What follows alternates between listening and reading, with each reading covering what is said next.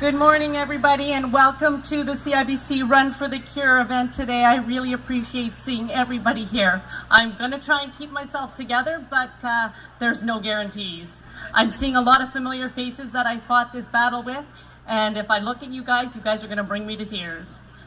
So good morning. My name is Michelle, and I'm a 52-year-old mother of two wonderful children. They're a little bit older now. I've got a daughter named Kayla, who's 20. And my son is Kyle, and he's 18. I'm also in a great relationship with my partner named Peter, and I could not have gotten through this without him. Most importantly, though, people, I am a cancer survivor. I did it.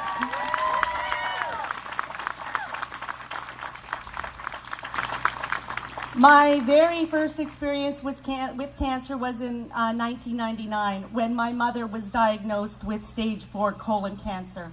Unfortunately, we lost her to that disease in 2001 at the young age of 58 years old.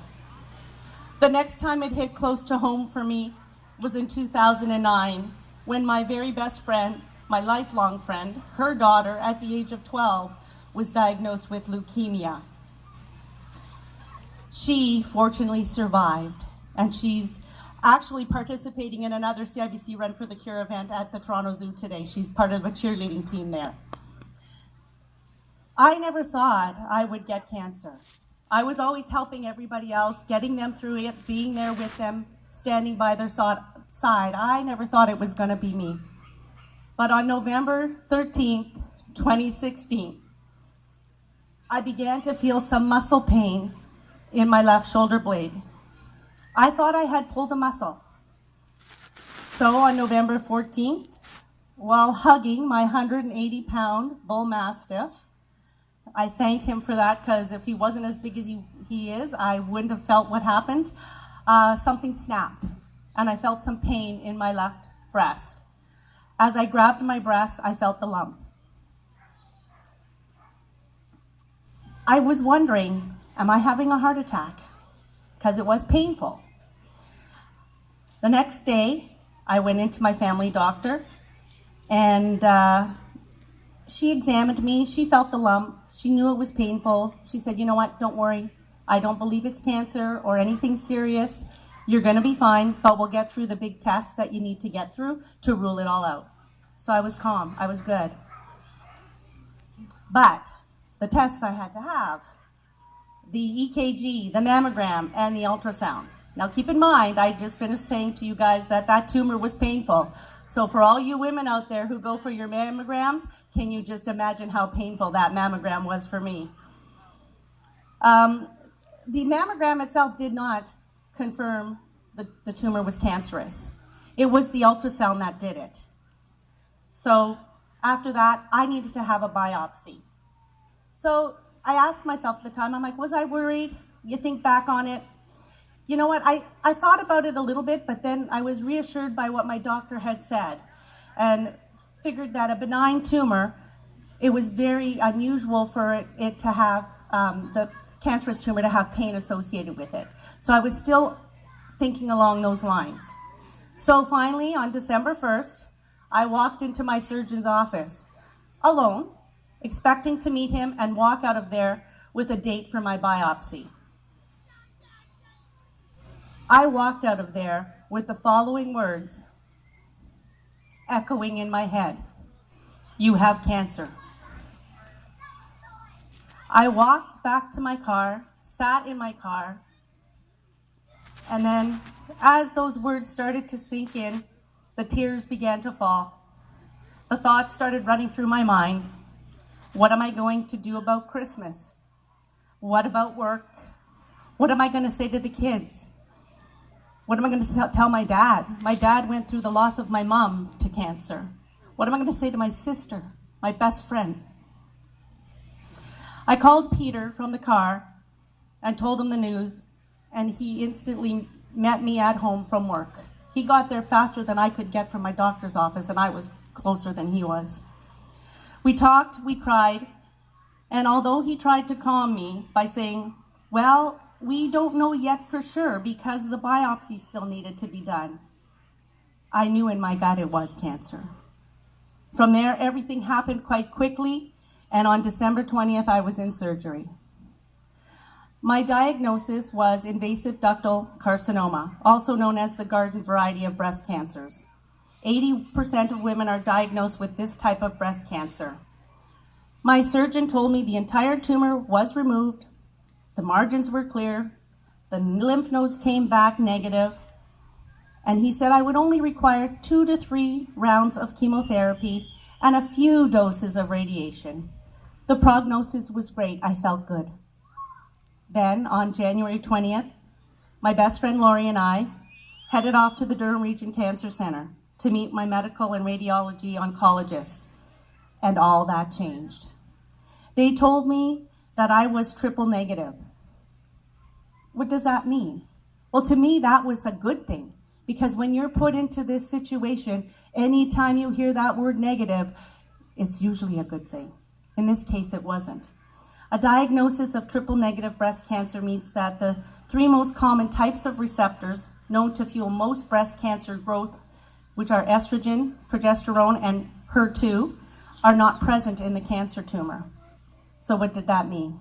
That meant it took me out of the 80% of women get this type of cancer category and put me into a 10% category. It was a rare form of breast cancer. It was more aggressive, and it was harder to detect.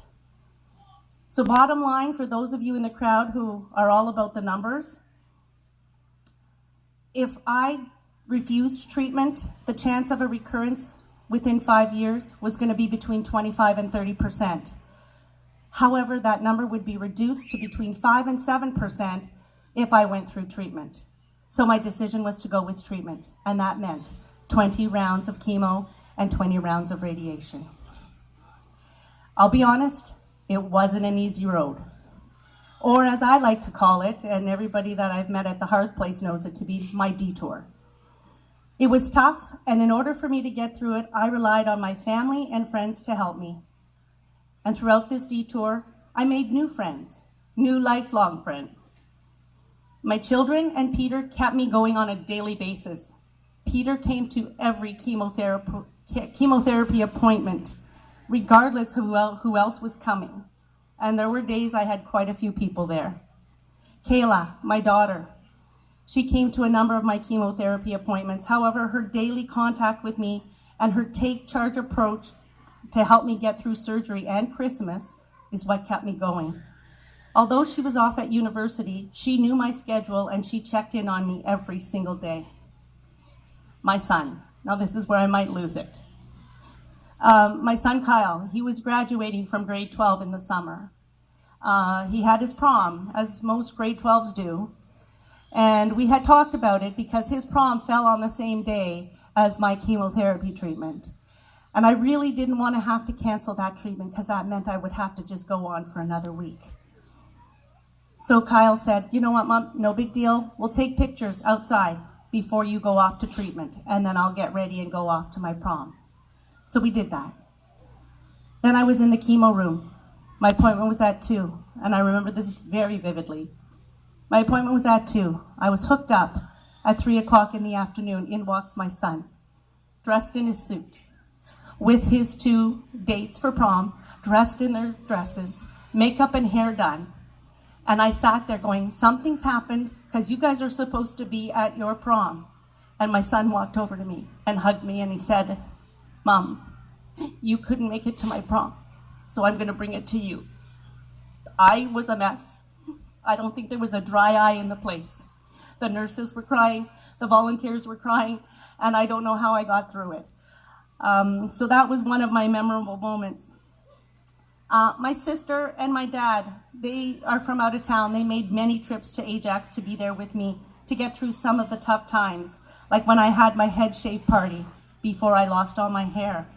And they also came to celebrate the good times, like the surprise party that people hosted for me after I was done my chemo. My sister, she called me every single day to see how I was doing, to encourage me to keep up the fight, and to tell me she loved me. Some of those conversations were through tears, as were many conversations with my lifelong friend, Lori. Lori and her daughter, Jessica, totally understood exactly what I was about to face because they had been there.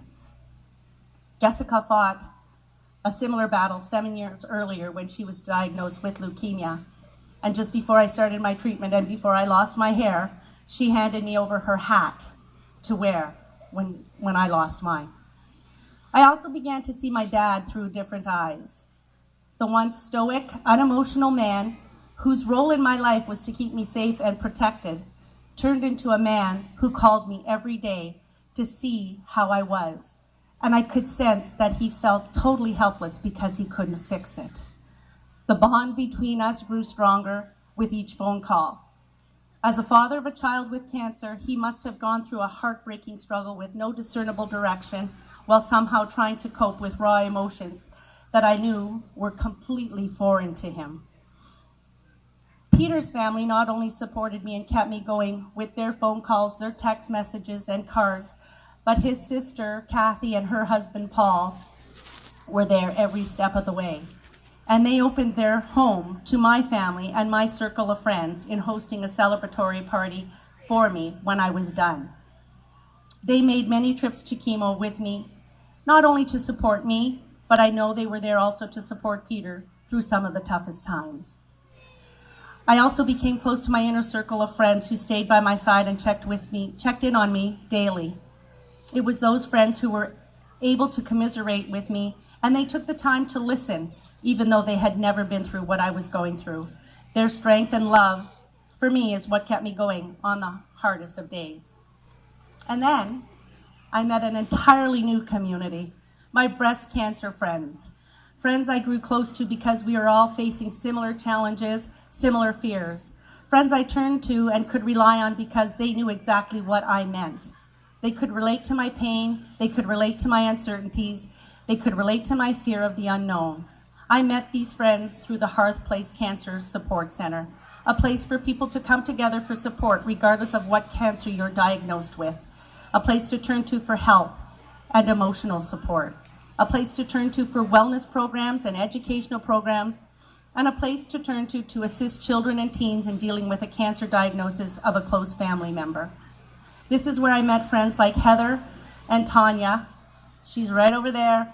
She's participating in the CIBC Run for the Cure today. You go, girl, you got it. I see Karen out there as well. Thank you, Karen, for all the support you gave me when I first started with the Hearth Place. Then there were many nurses, doctors, pharmacists, dietitians, social workers, phlebotomists, and volunteers that I met through the Durham Region Cancer Center. Wow. I had to take a moment because all these people were working together to save my life. From the chemotherapy nurses who took their time to listen to my concerns and help me understand my options, to the volunteers who brought me my own hand-knitted blanket on my very first day of treatment. And I have to admit, the most favorite part of treatment for me is when they would bring me the heated blankets when I was shivering in my chemo chair, or as I like to call it, my comfy chair. To the oncological nurses who navigated me through a complex medical system and an even more complex diagnosis. To the actual oncologists who took the time to help me understand all the whys I had and never made me feel like a number. Everyone cared. Everyone was there to get me through this. This detour also forced me to do a bit of reflection on my life. I began to keep a daily journal to allow me to empty my brain onto paper because some days there was quite a bit in my brain.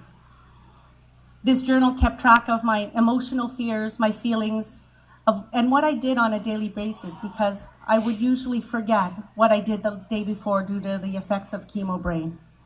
Some days I didn't have very much to write because literally I didn't do anything at all.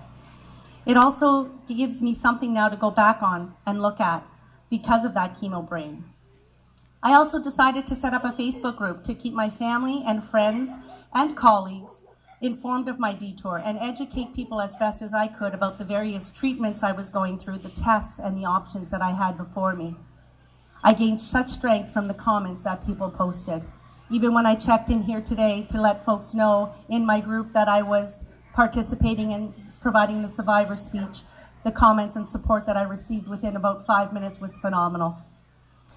For me, my detour ended on September 18th of this year. It's just a couple of weeks ago. That was the last day of my radiation. I am now attempting to get my journey back on track, and I look forward to a trip to Europe next week. When I was asked to speak at today's event, I asked myself, why CIBC Run for the Cure?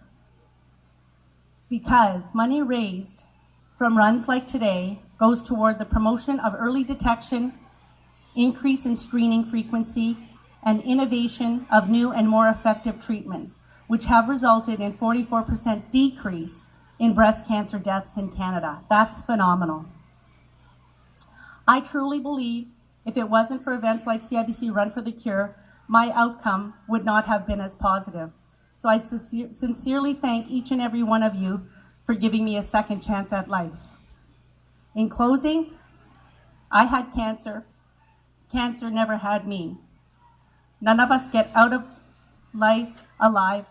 So be gallant, be great, be gracious, and be grateful for the opportunities that you have. Thank you.